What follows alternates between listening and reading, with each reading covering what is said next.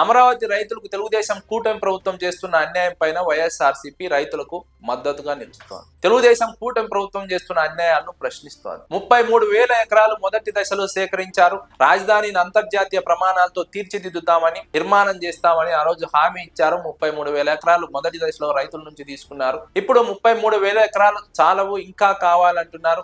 33,000 ఎకరాలతో కేవలం మున్సిపాలిటీ మాత్రమే అవుతుంది. ఇంకా భూములు ఇస్తేనే రాజధానిని అంతర్జాతీయ ప్రమాణాలతో అంతర్జాతీయ స్థాయిలో నిర్మించగలమని తెలుగుదేశం కూటమి ప్రభుత్వం చెబుతుండడం రైతుల్లో ఆందోళనకు కారణమవుతోంది, అనుమానాలకు తలెత్తుతోంది. ఇటీవల మంత్రి నారాయణ నేతృత్వంలో రైతులతో ఏర్పాటు చేసిన సమావేశంలో ఓ రైతు మంత్రి నారాయణను ప్రశ్నించారు. ప్రశ్నిస్తూనే ఆయన గుండెల విషయంలో బాధపడ్డారు. ఆ క్రమంలోనే ఆయన మరణించారు. ఈ నేపథ్యంలో వైఎస్ఆర్సీపీ ఆ రైతులకు అండగా నిలబడుతోంది, రైతుల పక్షాన మాట్లాడుతోంది. ఆ రైతు 2 ఎకరాల భూమిని ఇచ్చారు. ఆ భూమికి బదులుగా మంచి భూమిని ఇవ్వకుండా వాగును పూడ్చి చదును చేసి వాగులో తనకు భూమి ఇచ్చారు. ఆ భూమి తనకు వద్దంటూ ఆ రైతు ఆవేదన వ్యక్తం చేశారు. ఆ ఆవేదనలోనే ఆయన మరణించారు.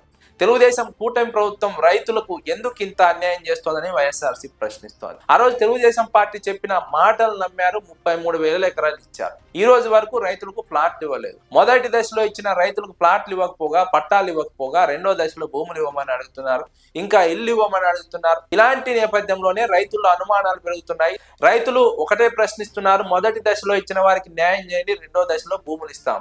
రెండో దశలో భూములు ఇవ్వాలంటే మొదటి దశలో వారికి ఇవ్వాలి, న్యాయం చేయాలి. న్యాయం చేయకుండా రెండో దశలో ఇవ్వాలంటే మాత్రం కుదరదంటూ రైతులు మాట్లాడుతున్నారు. రైతులు తమకు జరుగుతున్నటువంటి అన్యాయం గురించి మాట్లాడుతున్నారు. కానీ తెలుగుదేశం కూటమి ప్రభుత్వం ఆ రోజు రైతులను త్యాగదనులంటూ కీర్తించి ఈ రోజు రైతులను ఇష్టానుసారం మాట్లాడడం, పోలీసులతో బెదిరించడం, లాక్కెళ్లడం లాంటి చర్యలు రైతుల్లో తీవ్ర ఆగ్రహానికి, మనోవేదనకు కారణమవుతున్నాయి. ఆ రోజు త్యాగదనులు అన్నారు, ఆ రోజు కీర్తించారు. ఈ రోజు మాత్రం రైతులను తెలుగుదేశం కూటమి ప్రభుత్వం ఇంకో రకంగా చూస్తోంది. రైతులు అది తట్టుకోలేకపోతున్నారు. భూములు ఇచ్చారు. 2014 తెలుగుదేశం కూటమి ప్రభుత్వం అధికారంలోకి వచ్చిన తర్వాత రైతులు భూములు ఇచ్చారు. ఇప్పుడు 2026 ముగుస్తోంది. ఇప్పటి వరకు రైతులకు న్యాయం జరగలేదు. ఇన్నేళ్ల పాటు వేచి ఉన్నటువంటి రైతులకు న్యాయం చేయమని అడిగితే తెలుగుదేశం కూటమి ప్రభుత్వం రైతులపై దమనకాండ ప్రదర్శించే ప్రయత్నం చేస్తోంది, ఇష్టానుసారంగా వ్యవహరిస్తోంది. ఇది రైతుల్లో అనుమానాలకు కారణమవుతుంది, రైతుల్లో ఆవేదన కారణమవుతోంది. అందుకే రైతుల పక్షాన వైఎస్ఆర్సీపీ నిలుస్తోంది. వైఎస్ఆర్సీపీ అమరావతి రైతుల పక్షాన మాట్లాడుతోంది. తెలుగుదేశం కూటమి ప్రభుత్వం ఇచ్చిన హామీని ఎందుకు నిలుపుకోలేదంటూ మాట్లాడుతోంది. తెలుగుదేశం కూటమి ప్రభుత్వం ప్రతిష్టాత్మకంగా తీసుకున్న అమరావతి నిర్మాణంలోని ఇన్ని లోసుగులు ఉన్నాయి, ఇన్ని సమస్యలు ఉన్నాయి.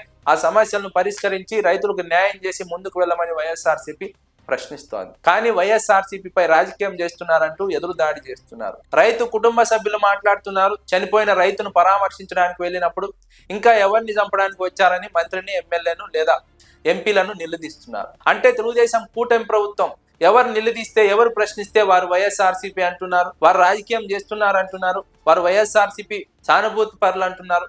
ఎవరు ప్రశ్నించకపోతే బాగుంటుంది, ప్రశ్నిస్తే మాత్రం వారు వైఎస్ఆర్సీపీ వారు రాజకీయాలు చేస్తున్నారు, వైఎస్ఆర్సీపీకి సంబంధించినటువంటి వ్యక్తి. ఇది తెలుగుదేశం కూటమి ప్రభుత్వంలో తెలుగుదేశం పార్టీ వ్యవహరిస్తున్నటువంటి విధానం. ఇచ్చిన హామీని అమలు చేయమంటున్నారు, ఇచ్చిన మాటను నిలబెట్టుకోమంటున్నారు. ఇచ్చిన మాటను నిలబెట్టుకోకుండా రాజకీయం చేస్తారంటున్నారు వైఎస్ఆర్సీపీ వాళ్ళు అంటున్నారు. వాళ్ళు అడుగుతున్నది భూములు ఇచ్చారు, భూములు ఇచ్చిన దానికి ప్రతిగా ప్లాట్లు ఇవ్వమంటున్నారు, పట్టాలు ఇవ్వమంటున్నారు. వాళ్ళు ఇచ్చిన భూమికి ప్రతిగా బదులుగా వాళ్ళు పట్టాలు ఇవ్వమంటే రాజకీయం అవుతుందా, వైఎస్ఆర్సీపీ వాళ్ళు అవుతారా అని రైతులు ప్రశ్నిస్తున్నారు. అందుకే రైతుల పక్షాన వైసీపీ నిలబడుతోంది. వైసీపీ మరో ఉద్యమానికి శ్రీకారం చుట్టబోతోంది. రైతుల పక్షాన మాట్లాడుతోంది, రైతుల పక్షాన గలం విప్పబోతోంది.